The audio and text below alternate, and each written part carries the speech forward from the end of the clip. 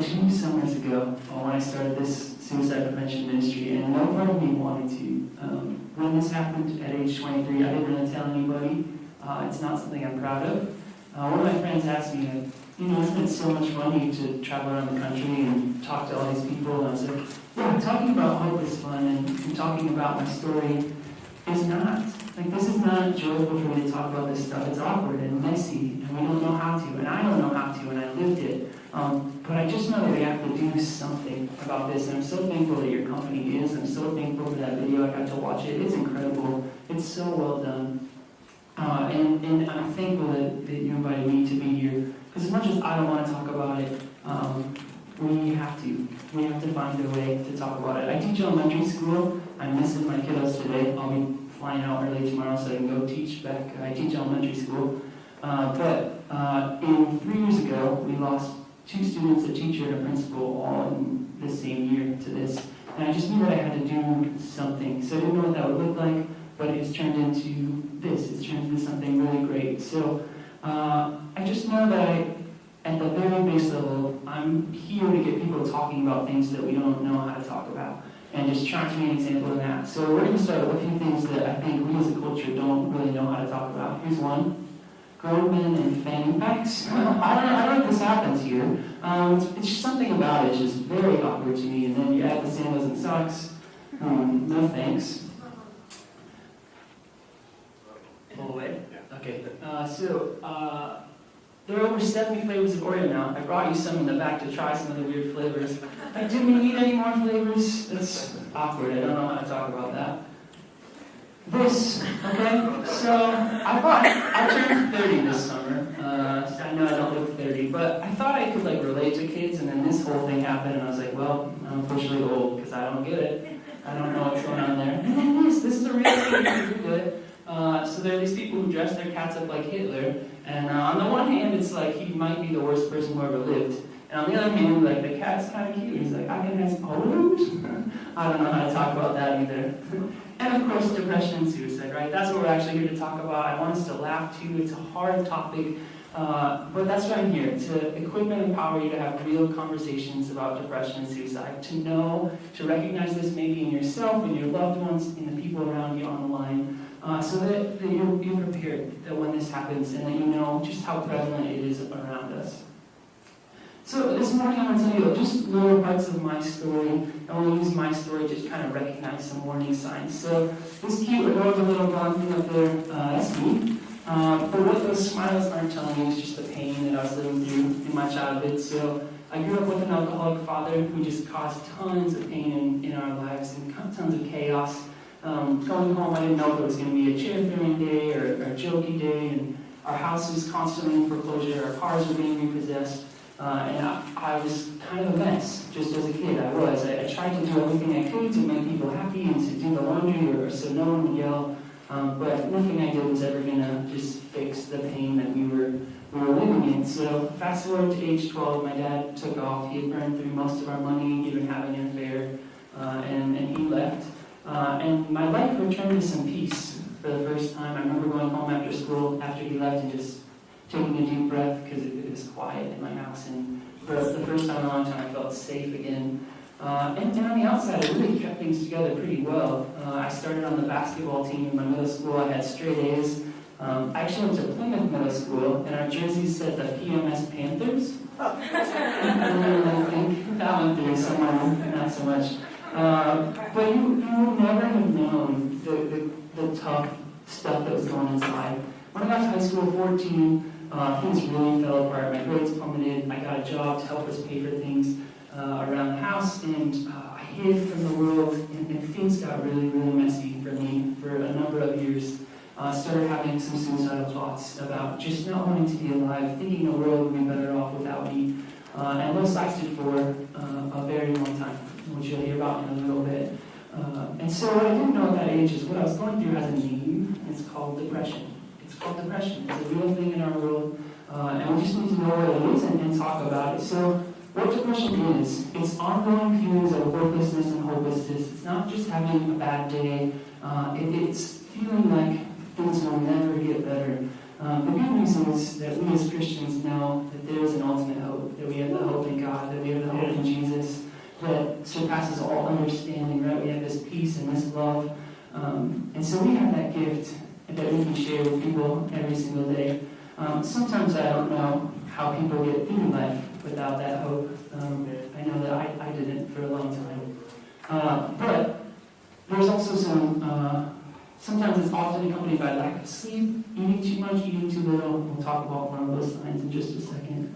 So here's the thing, 1 in 5 adults will experience mental illness in our country, 1 in 6 will experience depression. So if you look around at the grocery store, count 5 people around you, chances are 1 in 5 of them are going to struggle with some sort of mental illness at some point. And symptoms can vary all the way from mild all the way up to severe. And disability is actually the number one cause, or depression is the number one cause of disability in our country.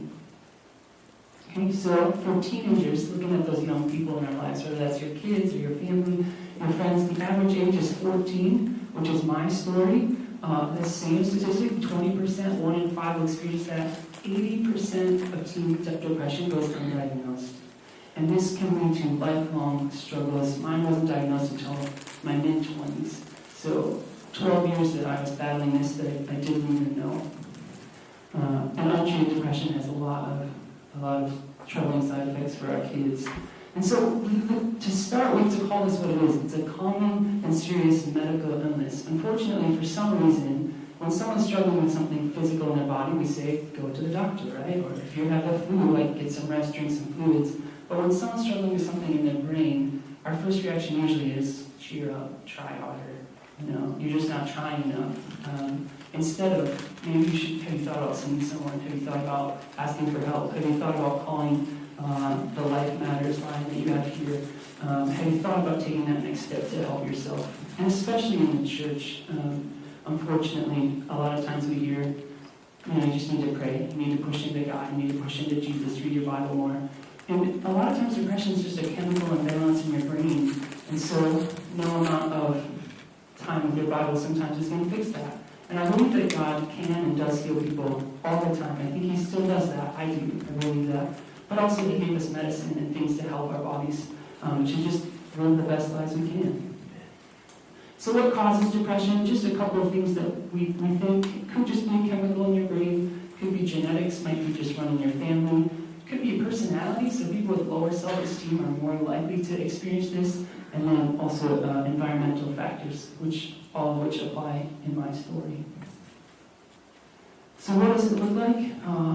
A lot of times we have this picture of depression as just someone sleeping and sad in bed in the dark. And that can be it. But it also can look like irritability or crankiness, so being really short with people or snapping at people. And it can look different in a lot of different people. It looks like pulling away from people you love. Losing interest in things you used to do. I mentioned that in my story. Eating too much, eating too little, sleeping too much, sleeping too little, loss of energy, having trouble concentrating. In the workplace, sometimes that looks like productivity going down quite a bit. It might look like frequent absences. It might look like starting to say goodbye or that sort of thing. So depression can only be diagnosed by a trained medical professional. So before you go all crazy and say this really awesome tall blonde guy came and said I have depression and now I have depression, no. Like there are lots of other things. So just go see a doctor is a great first place to start. Just check in with your regular medical doctor. Say, I've been feeling kind of down. They can give you a quick 8 to 10 question screener right there on the spot, and they can start talking to you about some options for treatment. And this is the best part, there's so much hope. So 80% of people feel significantly better in 4 to 6 weeks after starting a combination of treatments. So that's 1 month from today. You can feel like, man, I'm not sure life is worth living, to things are okay today. That's really, really quick, in my opinion, that's really, really fast. So I mentioned where to get help. Your doctor's a great place to start. Mental health resources, counseling, that Life Matters line that you have would be awesome. They have a lot of support groups. There's a number of, San Antonio has some great organizations. NAMI is one of them, the National Alliance for Mental Illness. They have support groups that you can go, if it's you or your family, and just talk about what you're going through with people who get it. Learn about lifestyle changes and medication. I put there, medication's a complicated discussion for a lot of people. It is for me too. And there's options with medication and without. It doesn't have to be that, but it is a great option. So ways to fight it naturally, getting consistent exercise, getting consistent sleep, eating well, practicing gratitude. I love when science starts proving the Bible. It's like one of my favorite things. And so science has shown that if you write or pray 10 things you're thankful for every day, it actually starts resetting chemicals in your brain. And God over and over tells us in the Bible to practice Thanksgiving, to tell Him things that we're thankful for in our lives. And then it actually changes things in our brain, which I love that. Thanks, God. Having a schedule, making goals each day, avoiding drugs and alcohol. So the percentage of people who struggle with depression and alcohol abuse is crazy high. So a lot of people will self-treat this with alcohol. I've experienced that myself. And in the short term, it really works. It's a really nice medication. It lifts your mood most of the time. It eases the stress. But in the long run, that's actually going to pull your mood down lower and lower as you become more dependent on that. Your body needs that. So volunteering also is another huge way. And a lot of ways that suicide treatment programs are using to help people find their purpose again. They're finding one of the best things that they can get their people to do after an attempt is to volunteer and help other people. So we're going to switch gears a little bit. I know that's a lot of information. We're going to talk about some facts I think everyone should know. You've already read this because I switched it. But this is true. The average chocolate bar contains between 3 and 8 insect legs. All right. 3 and... At this point in my talks, I used to give out a Hershey's chocolate bar. But then people would always just give it back after I gave them that back, so I stopped doing that. Rats multiply so quickly that in 18 months, 2 rats can have over 1 million descendants. Gross. It's just gross. This one, 2006 survey of adults. This is adults, you guys. 1 in 5 are willing to pee in a public pool. 1 in 5. Look around you. 1, 2, 3, 4, 5. Someone is peeing in a public pool. Disgusting. And then some facts about suicide. So in 2016, we lost 42,773 Americans to suicide. That's 121 people per day, the 10th leading cause of death. I looked this up. Your AT&T Center, where the Spurs play, seats 19,000 people. So you can fill that stadium twice and still have another 6,000 people who are losing this battle in our country every single year, and we're not talking about it. Okay? In young people, it's the second leading cause of death for ages 10 to 24. It just became the number 1 cause of death for kids ages 10 to 14. These are our babies. Man, there is something attacking our kids. They are in a fight for their life. When the number 1 cause of death is that they can't see that their life is worth living, that their life has value. And so part of this conversation for me is ways that we all can start loving and supporting our kids. All of our kids, not just our own personal kids, but the kids in our community. So more teenagers die by suicide than cancer, heart disease, AIDS, birth defects, stroke, pneumonia, influenza, and chronic illnesses combined. We talk about all the walks we have for all those things. We're losing more kids to suicide than all those things combined. This bottom piece, this is the most important thing that if you hear me only say one thing, this is it. Focus in, okay? No study has found that talking about suicide leads to more or increased suicidal thoughts. But talking about suicide actually increases the likelihood that someone will get help. So we get afraid, and I heard this in your video too, which I love. We're afraid that if we talk about it, that it will put the idea there. But the truth is, the idea is already there, that they're battling it. And when you speak this out, it gives them a place to share what they're going through. It makes it feel less like I'm crazy, and more just like, okay, some other people kind of get it, and there's some people who can help. So don't be afraid to talk about it. Don't be afraid. So I'm going to talk just a little bit about my attempt. At 23, my life totally hit rock bottom. So it was my first year of teaching elementary school. This girl that I've been crazy about and seen through college, we had ended it the summer before, and in a few short months she was dating somebody else, they were engaged and they were getting married. And I got to watch it all happen on Facebook, which sucked. On top of that, I was back living at home to save money. Because where so many of the abuse and neglect of my life happened, and now it's bringing up a lot in me.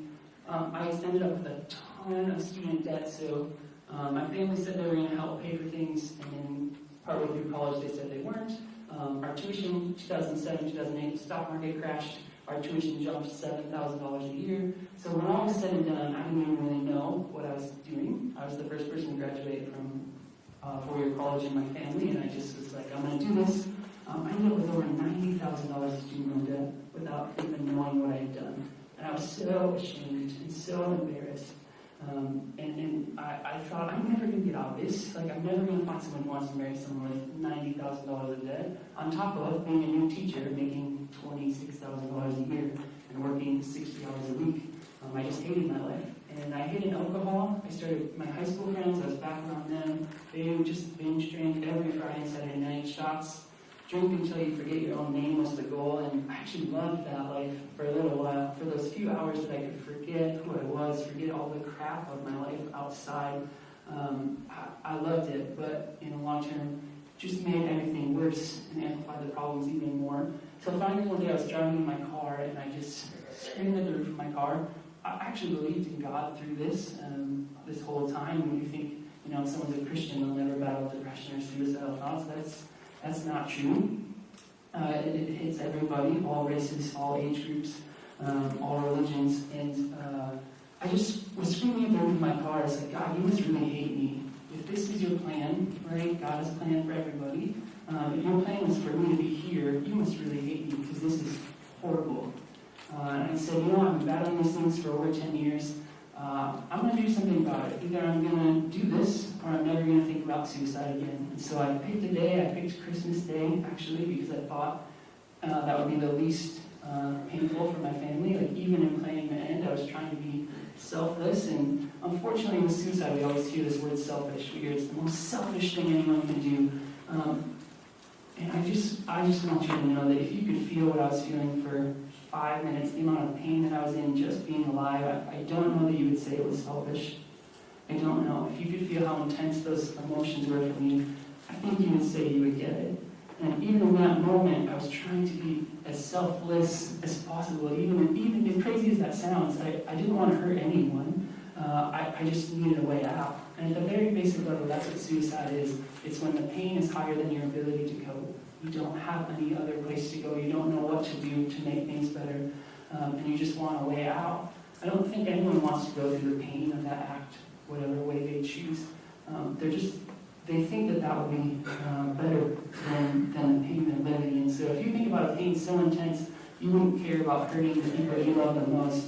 That's the amount of pain someone's in when they're battling suicidal thoughts. And for me, it's like the best thing I can come up with is like anorexia. So it's an eating disorder where you just stop eating. And these people who are battling it, they'll be in a treatment center, they'll be 70 or 80 pounds, they'll be wasting away, and they'll look in a mirror and they'll see themselves as fat. They'll say, I'm fat. They're not seeing reality, and that's what the suicidal brain is. It twists out all the light and the hope around you. So you're not seeing reality, you're not seeing life the way it really is. So when that day finally came, I excused myself from Christmas stuff, and I stayed home, and I sat in the bathroom for hours, just agonizing this. I'd pick up the knife and put it back down, pick up the pills and put it back down, and the voice in my head was like, man up, right? You think about someone who grew up without a father, grew up with men in their life, what's the worst thing you could say to someone? Like, man up, just even do this. And the truth is, manning up would have been asking for help and trying to get help. That would have been the true man thing to do. But finally, late in the afternoon, I just started counting down from 10. I looked in the mirror, and 10, 9. I remember seeing pictures of the worst parts of my life, the abuse and the neglect, and then 7 and 6, and I saw pictures of my friends and family, and it's 5, 4, 3. Finally, at 3, this question broke through, and it was, have you really given life everything you've got? Have you really tried to make this better? Because if you have, honestly, then yeah, just give up. But I think there might be more in you. I think there might be a way forward that you're not seeing. And so I did. In the bravest moment of my life, I chose to stay. And it wasn't an instant turnaround. It's been a long road. It's something I still battle with now, even at 30. I'm doing way, way better, and I've learned so much about how to cope and how to deal with these things. But it's been worth it. It's been worth staying, and it's been worth being here. And so I want you to think that I'm the hero of this story. That's the truth. I want you to think, oh man, he did it. He beat this. And the truth is, I'm just not. Like, the hero of this story is a man named Jesus. Because the truth is, when I was making all the choices for my life, it led me to a place where I didn't even want to be alive. So following my attempt, I just started with this question. I said, if I felt like God was calling me to do something, I would do it. whatever that was. And it was small and big things. It was starting to teach Sunday school at my church and getting more involved in high school ministry and music. And I flew to Africa to be part of a worship band for 6 weeks. And just all these big things started happening in my life. And again, it wasn't overnight, but the trajectory of my life started to change when I finally surrendered, right? That's the word. And I finally said, no, God, I can't be in control of this anymore. I gotta let you control this because I'm a mess. I am a mess, and I will always lead us there. And so the moment that I knew the Bible was real was when I found this. Romans 8:9-11, it says, "But for you who welcome him, in whom he dwells, even though you still experience all the limitations of sin, you yourself experience life on God's terms." Apparently that's dead. It stands to reason, doesn't it, that if the alive and present God who raised Jesus from the dead moves into your life, he'll do the same thing in you he did in Jesus, bringing you alive to himself. When God lives and breathes in you, and surely he did in Jesus, you're delivered from that dead life. With his Spirit living in you, your body will be as alive as Christ. Amen, brother. Yeah. There's my story, right? There's my story in this book, this old book. It's like when we look at the life of Jesus, it's easy to get stuck in this, like, could that really happen? Until I lived it, until I was 3 seconds from almost not existing, and then watching my whole life turn around and come forward and come full circle. And that's what God does. He brings people back from the dead. That's his business. Whatever death is in our life, that's what he does. He brings life to what we do. So I know we only have a couple minutes. I want to talk to you a little bit about some warning signs about suicide, some things to look for, and a lot of these are in that video, so I would recommend watching that video again. If it's you, call that Life Matters line or call the suicide prevention line. People are there to talk to you anytime. Be with people. Don't be alone. Okay? If it's your friend, you got to take all suicidal talk seriously. You just do. Tell someone as a last resort, call 911, get some help. Tell people who need to know them, whether that's their family or friends. If someone else shares, stay calm and just listen. So much of the time, they just need someone to listen, to hear about how hard things are for them right now, and to be in it with them, to be in their community. What do we do as a community? When suicide comes up, just be brave and talk about it, right? We got to get comfortable talking about things that make us uncomfortable. Just go there. If it's something on the news, if it's a TV show, just ask people about it. Let it be a natural part of our lives that we just talk about. I'm going to fast forward a little bit through some of these. This is another thing you can post. I love this. Today I saw a suicide speaker, and I just want you to know, if you ever find yourself in that place, you can always talk to me no matter how bad things get. So whether you say that to people on your line or you post that on social media, I just think it's a really important step, and I've gotten emails about this saving people's lives, and so I think that it's really powerful. You can share the videos online. They're on my website, recklesslylive.com. It's just another way for people to experience the video and to have hope through this. Here's all of my information, recklesslylive.com, Facebook, Instagram, if you'd just like to be a part of my team and my story. I'm just trying to create a movement. I'm trying to get people talking about suicide prevention in hopes of pointing them towards the love of Jesus, right? It's like without that hope, I don't know that I would still be here. Honestly, if I hadn't moved towards God, of course I did all the other things, the treatment and counseling and that sort of thing, but it was learning that my life has value and purpose, that there's a God who loves me that really changed the tide. And that's what I'm trying to do. And there aren't a lot of people talking about suicide prevention from the standpoint of Jesus right now. So I'm going to end with this. Man, life just gets so much better. Here's some pictures of things that wouldn't have happened had I made a different choice. This was me in Zimbabwe, one of the 7 natural wonders of the world, Victoria Falls. I finished a marathon, you guys. What? 2014? It was horrible. Don't do it. It was so horrible. But I did it. I went to Haiti, got to work with some orphans. Guys, last fall, I paid off all of my student loan debt. What?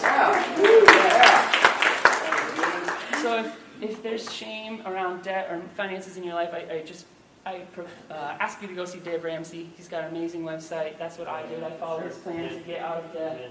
And it works. It really does work. It was hard. I worked my butt off, but I did it. These are some of my friends' road trips and weddings that I wouldn't have been a part of had I made a different choice.